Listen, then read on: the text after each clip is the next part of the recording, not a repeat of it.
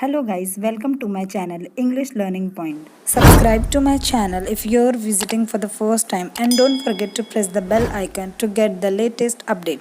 तो आज हम देखने जा रहे हैं 12th महाराष्ट्र बोर्ड इंग्लिश की सेकंड पोयम जिसका नाम है इंडियन वीवर्स एंड इस पोयम की पोएट है सरोजिनी नायडू।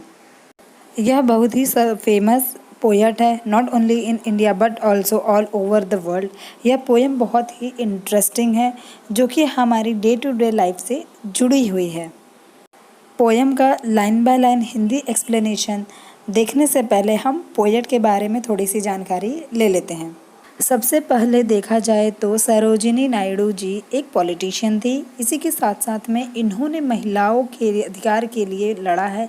इसी के साथ साथ में इन्होंने आज़ादी में के लिए जो जंग थी अंग्रेज़ों के खिलाफ, इसके लिए भी इनका बहुत बड़ा योगदान रहा है। और सरोजिनी नायडू जो है वो कांग्रेस की पहली महिला अध्यक्ष के रूप में इन्होंने शपथ ली थी। सरोजिनी नायडू जी को नाइट इंगल ऑफ इंडिया भी कहा जाता है। इन्हें नाइट इंगल क्यों कहा जाता है? दरअसल नाइट इंगल यह एक पक्षी का नाम है। यह एक बर्ड है। यह बर्ड बहुत ही सुरीली आवाज़ में गीत गाता है। लेकिन अब जो उस पक्षी के गीत गाने और सरोजिनी नायडू का रिलेशन क्या है? तो ऐसा कहा जाता है कि सरोजिनी नायडू द्वारा लिखित जितनी भी पोएम्स है वो बहुत ही सुरीली आवाज़ में बहुत सारे लोगों द्वारा गाई गई है। इसलिए सरोजिनी नायडू को नाइट इंगल ऑफ इंडिया भी कहा जाता है। यह तो हो गया सरोजिनी नायडू के कैरेक्टर के बारे में। अब हम देखेंगे ये जो पोएम है एग्जैक्टली क्या कहना चाहती है। यह जो पोएम है इसमें टोटल 3 स्टैंजा है। यह जो 3 स्टैंजास है इसमें हमारे लाइफ के 3 स्टेप्स को दर्शाया गया है। हमारा बचपन, जवानी और बुढ़ापा, यह तीनों ही स्टेप्स हम इन पोएम में दर्शाया गया है। अलग अलग एग्जाम्पल्स के साथ बहुत ही अच्छे ढंग से बताया गया है। इंडियन वीवर्स यानी कि भारतीय बुनकर जो है 3 जो हमारे लाइफ के स्टेप्स हैं, जो हमारे ज़िंदगी के 3 स्टेप्स हैं, उनमें हम अलग अलग रंग के कपड़े पहनते हैं। उसी के द्वारा हमें बहुत कुछ बातें समझाई गई।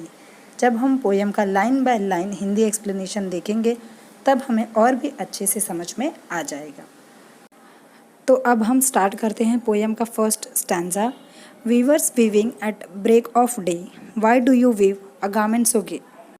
यानी कि वीवर्स जो है, ये जो कवियत्री है सरोजिनी नायडू, यह वीवर्स यानी कि बुनकर या बुनकरों से पूछ रही है। Weavers weaving at break of day, Sarojini Naidu यह पूछ रही है कि जो बुनकर है, जो वीवर्स है, वो अपना काम बहुत ही सुबह यानी कि भोर से ही कपड़े बुनने का काम क्यों शुरू कर दे रहे हैं। भोर यानी कि सूरज उगने से पहले का समय। और सरोजिनी नायडू पूछती है why do you weave garments हो गए, आप इतनी खुशी खुशी और इतनी सुबह सुबह कपड़ा क्यों बुन रहे हो। सुंदर मुलायम व आकर्षक कपड़े आप लोग इतनी सुबह सुबह क्यों बुन रहे हो, वो भी इतनी खुशी से। आगे की लाइन में हम कपड़े की विशेषताओं को देखेंगे।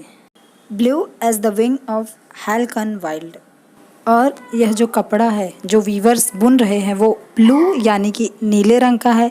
As the wing of halcyon wild, halcyon wild यह एक पक्षी का नाम है जिसे हम इंग्लिश में किंग फिशर कहते हैं। किंग फिशर हमें पता है कि वह रंग बिरंगा नीले रंग का होता है और बहुत ही आकर्षक पक्षी है। इस पक्षी को प्रकृति ने बहुत ही रंग बिरंगे और खूबसूरती से बनाया है। इसी तरह नीले रंग का यह जो कपड़ा है वो किंग फिशर के पंखों की तरह कोमल व खूबसूरत है। सरोजिनी नायडू पूछती हैं वीवर से कि यह कपड़ा आप किसके लिए बुन रहे हो। लास्ट लाइन में जो वीवर्स है उसका जवाब आता है। क्या जवाब आता है? We weave the robes of new born child. Robes यानी कि वस्त्र। वीवर्स जवाब देता है हम जो यह कपड़ा बुन रहे हैं वो किसके लिए है? अ न्यू बॉर्न चाइल्ड यानी कि एक नवजात शिशु के लिए हम कपड़ा बुन रहे हैं, एक ऐसे बच्चे के लिए जिसका अभी अभी जन्म हुआ है। इस तरह से यह जो पहला स्टैंजा है इसमें 3 सवाल है और इसका एक जवाब वीवर्स द्वारा आता है। यह हो गया इस पोएम का जनरल मीनिंग। लेकिन इससे जो है सरोजिनी नायडू हमसे कुछ और भी कहना चाहती है। हमारी ज़िंदगी के जो 3 स्टेप्स जो बताए गए हैं उन 3 स्टेप्स में से ये जो है पहला स्टेप है जैसे कि यहाँ पर बच्चे के कपड़े का उल्लेख किया गया है, मेंशन किया गया है। तो यह जो हमारी लाइफ का जो फर्स्ट स्टेप होता है हमारा बचपन है, और हमारे बचपन में बहुत सारे रंग होते हैं, इसलिए इन्होंने कहा है हेलिकन वाइल्ड। यह जो 4 लाइनें हैं यह हमारे बचपन की याद दिला रहा है, यह हमारे बचपन से रिलेटेड है और जुड़ा हुआ है। यहाँ पर पोयम का फर्स्ट स्टैंजा खत्म होता है और इस पोयम के बाकी बचे हुए सेकंड एंड थर्ड स्टैंजा का एक्सप्लेनेशन हम इस पोयम के सेकंड पार्ट में देखेंगे। Thanks for watching the video and do not forget to click on subscribe button and hit the bell icon. Like, share and comment. See you next time.